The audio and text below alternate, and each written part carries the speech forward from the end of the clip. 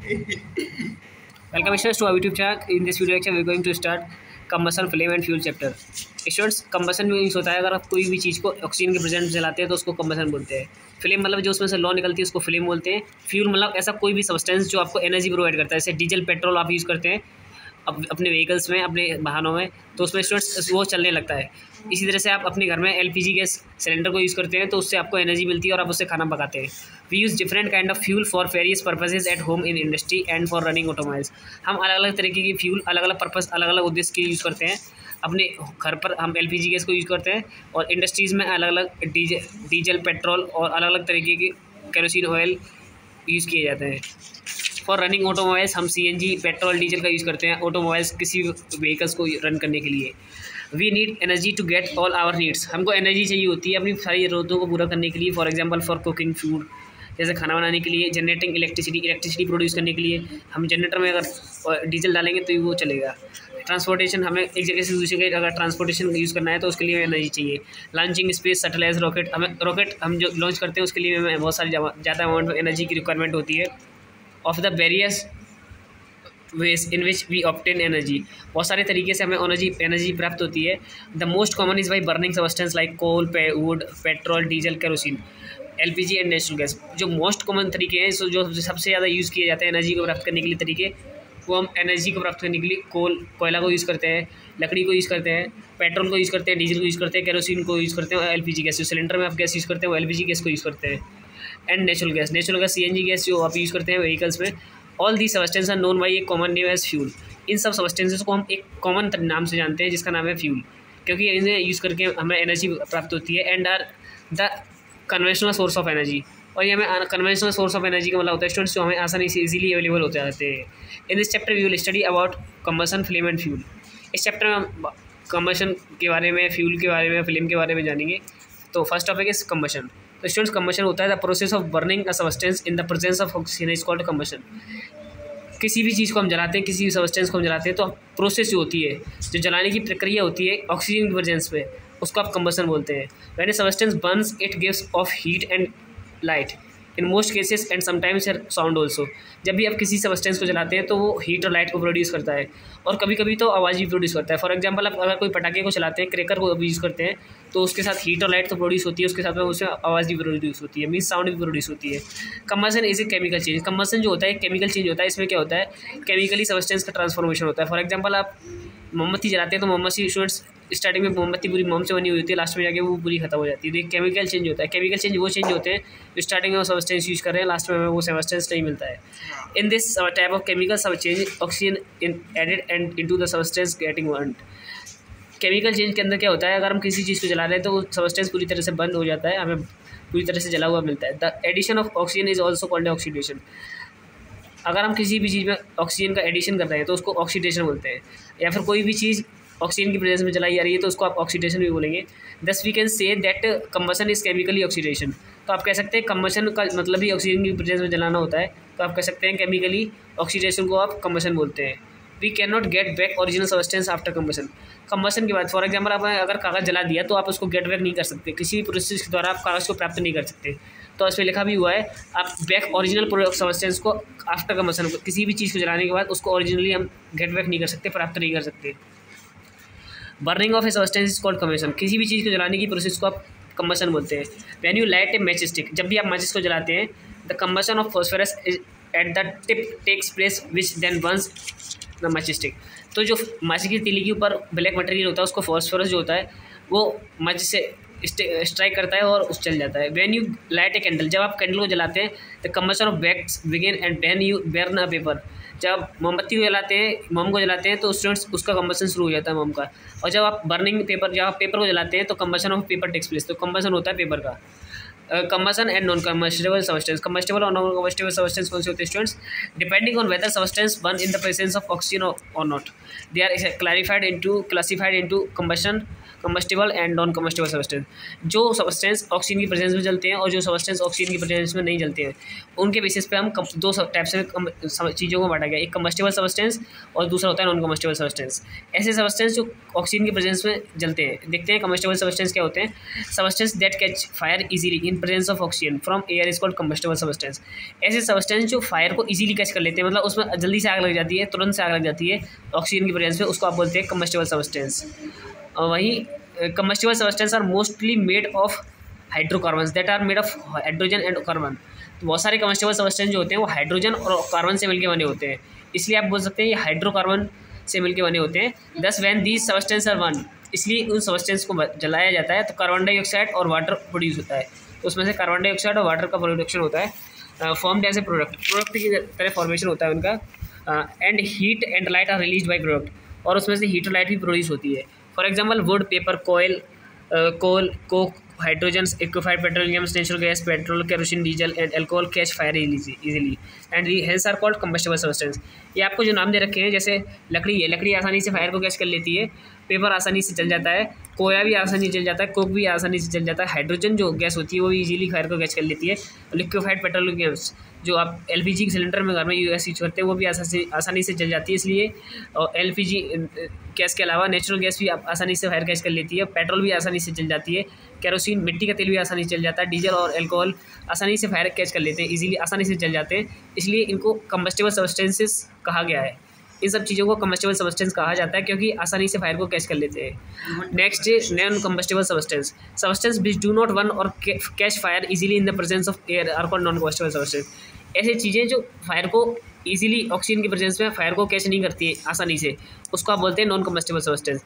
For example आपको दे रखा है साउंड, वाटर एंड ग्लास। जो भी साउंड होता है वो फायर को कैच नहीं करता है, पानी जो होता है फायर को कैच नहीं करता है इजीली, और ग्लास जो कांच होता है वो भी इजीली फायर को कैच नहीं करता है, इसलिए आप कह सकेंगे कि नॉन कंबस्टेबल सबस्टेंस की कैटेगरी में आते हैं। Next is condition necessary for combustion. ऐसी कौन सी कंडीशंस होती है जो कि जरूरी होती है, नेसेसरी होती है कंबशन को होने के लिए। स्टूडेंट्स, ए कंबस्टेबल सबस्टेंस, जो कंबस्टेबल सबस्टेंस होता है, the first and most important requirement is the presence of A combustible substance. सबसे पहले तो हमें वो कंबस्टेबल सबस्टेंस की जरूरत होती है जिसको हम जलाने जा रहे हैं। A fire can not sort without a combustible substance, हम बिना कंबस्टेबल सबस्टेंस की प्रेजेंस में आग नहीं जला सकते। Second one is presence of air और ऑक्सीजन। अगर हमें किसी चीज़ को जलाना है तो वहाँ पर हवा का होना जरूरी होता है, या ऑक्सीजन और हवा को यहाँ पर एक ही तरह से बोला गया है। अगर ऑक्सीजन प्रेजेंट नहीं होगी तो उस चीज़ कहीं पर भी हम किसी भी चीज़ को जला नहीं पाएंगे। The second condition for combustion to occur is the presence of oxygen और complete combustion to take place oxygen should be present in sufficient quantity. अगर आप चाहते हैं कि कोई चीज़ पूरी तरह जल जाए तो स्टूडेंट्स वहाँ पर ऑक्सीजन का होना कंपलसरी है, ज़रूरत है। अगर ऑक्सीजन कहीं पर प्रेजेंट नहीं होगा तो वहाँ पर आग जलाना पॉसिबल नहीं होता है। इसलिए आपने जानते भी होंगे जो बड़े बड़े जम्मू कश्मीर में और बहुत ऊँचे पहाड़े होते हैं माउंट एवरेस्ट में, वहाँ पर इजीली फायर नहीं जला सकते हैं वो, तो वहाँ पर आग जलाने में बहुत ज़्यादा दिक्कत होती है क्योंकि वहाँ पर ऑक्सीजन का लेवल रिड्यूस हो जाता है। यहाँ पर अगर आप किसी फ्यूल को ऑक्सीजन जलाएंगे तो उसके लिए ऑक्सीजन की रिक्वायरमेंट जरूरी है, तो आपको कार्बन डाइऑक्साइड और हीट प्रोड्यूस होती है स्टूडेंट्स।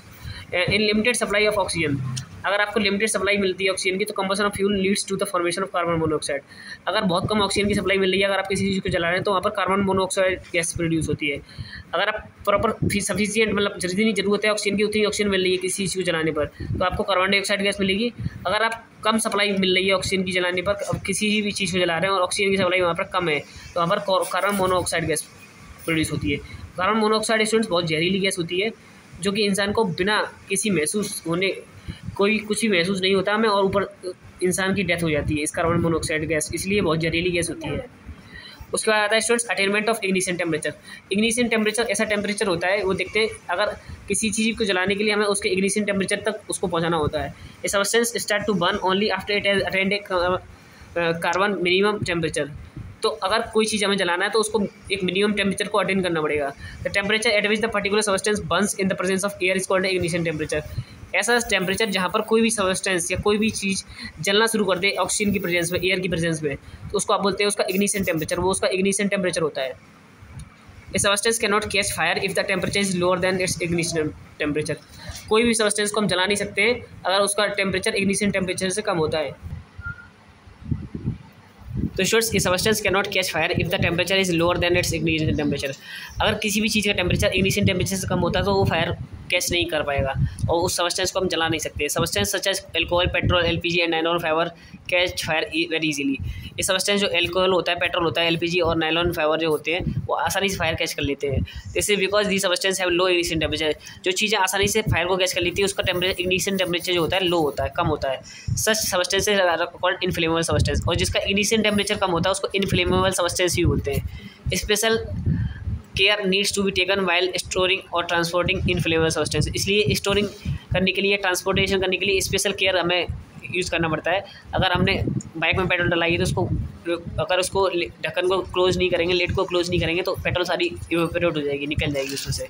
इसलिए हमें बहुत ध्यान रखना पड़ता है इन सब चीज़ों को यूज़ करते हुए, और ऐसा भी ध्यान रखना पड़ता है कि उसके आसपास कोई भी जलाने वाला सब्सटेंस यूज़ न करें। Combustible substance takes place only under the 3 condition. Combustion जो होता है, combustion takes place only under the 3 condition. 3 condition जरूरत होती है कम्बसन को होने के लिए। The substance must be combustible, substance जो होना चाहिए कम्बस्टिबल होना चाहिए, मीन्स जलाने लायक होना चाहिए। 10 medium surrounding the substance should support combustion, और जो आसपास मीडियम है कम्बसन कराने के लिए सपोर्ट करना चाहिए, मतलब वहाँ पर ऑक्सीजन की प्रेजेंस होना जरूरी है। The substance should be heated to its ignition temperature, हम सब्सटेंस को उतना जला दें कि उसका इग्निशन टेम्परेचर हमें प्राप्त हो जाए। इसके बाद ये रखा brain booster, substance can not catch fire if its temperature is lower than it's ignition temperature even if it is kept in jar और प्योर ऑक्सीजन। अगर जब तक हम जलाएंगे उसका इग्निशन टेम्परेचर जब तक किसी भी चीज़ का नहीं मिल जाता है तब तक वो सब्सटेंस को हम जला नहीं सकते। क्या ताकि अगर ऐसा तभी होता है जब अगर हमने किसी भी सब्सटेंस को प्योर और ऑक्सीजन की प्रेजेंस पर रख दिया है और हमने उसका इग्निशन टेम्परेचर प्रोवाइड नहीं किया तो हम उस सब्सटेंस को नहीं जला पाएंगे। ठीक है, टाइप्स ऑफ कम्बसन हम देखते हैं कम्बसन कितनी तरह का होता है। Depending upon its condition under which combustion takes place it is classified as follows. Combustion दो टाइप, जितनी टाइप्स में क्लासिफाई किया दिखते हैं। रैपिड कम्बसन, जिस तरीके से कम्बसन होता है उस तरीके से कम्बसन को क्लासिफाई किया गया है। पहला दे रखा है रैपिड कम्बसन और बर्निंग। रैपिड का मतलब होता है स्टूडेंट बहुत तेजी से, ऐसा कम्बसन जो बहुत तेजी से होता है। The process in which substance combines chemically with oxygen at temperature avoids ignition temperature with the evolution of large amount of heat and light is in a short time is called a rapid combustion।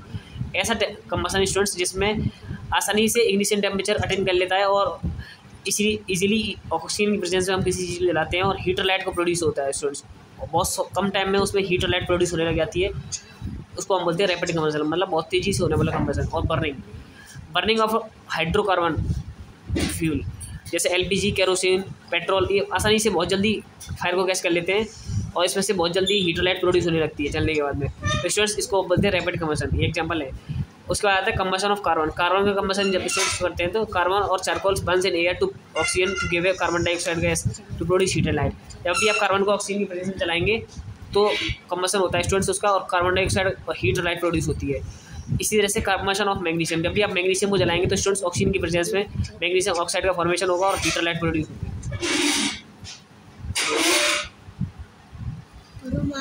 उसके बाद आता है explosion. Explosion तो होता है students the type of combustion is characterized by the sudden release of heat, light and sound. ऐसा combustion जिसके अंदर से हीट निकलती है, लाइट निकलती है और साउंड निकलती है, उसको आप बोलते हैं, और लार्ज अमाउंट ऑफ गैस निकलती है, उसको आप बोलते हैं एक्सप्लोजन।